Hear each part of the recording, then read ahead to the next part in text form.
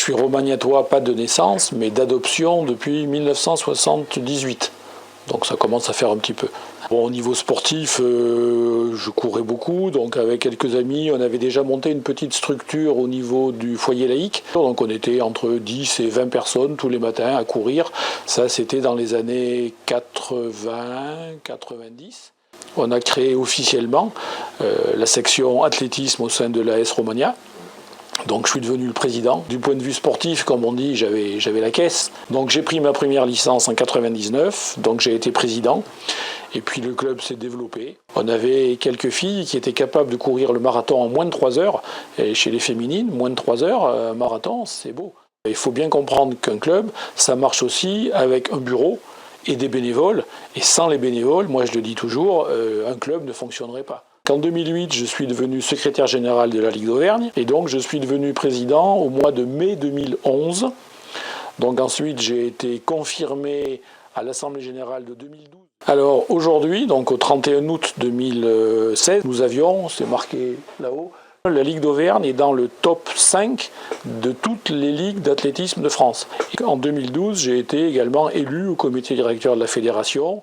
Je suis aussi juge fédéral saut, donc je suis souvent sur les compétitions. C'est vrai que le travail de président de ligue, c'est beaucoup de travail de relations humaines, de diplomatie, d'essayer de mettre de l'huile dans les rouages.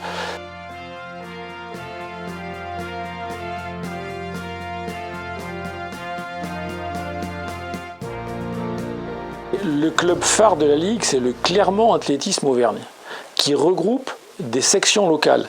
Les deux sections locales phares du Clermont Athlétisme, c'est le Stade Clermontois et l'ASM.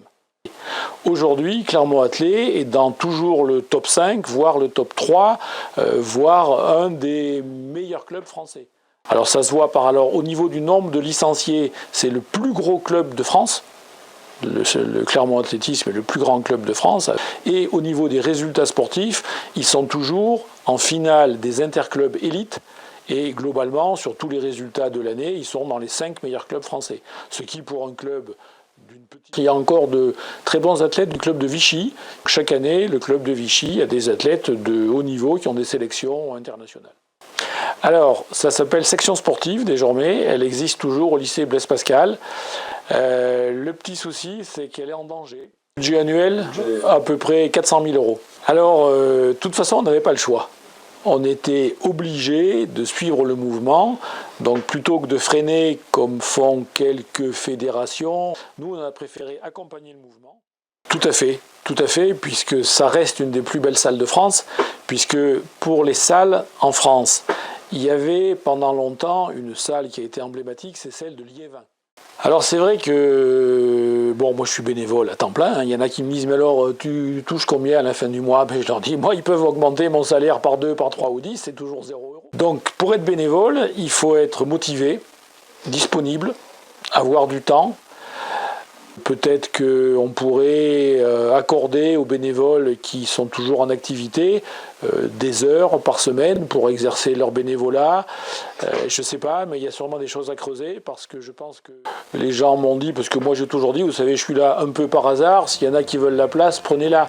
De voir que 90% des dirigeants des clubs, des officiels m'ont dit non, Alain, non, on peut facturer.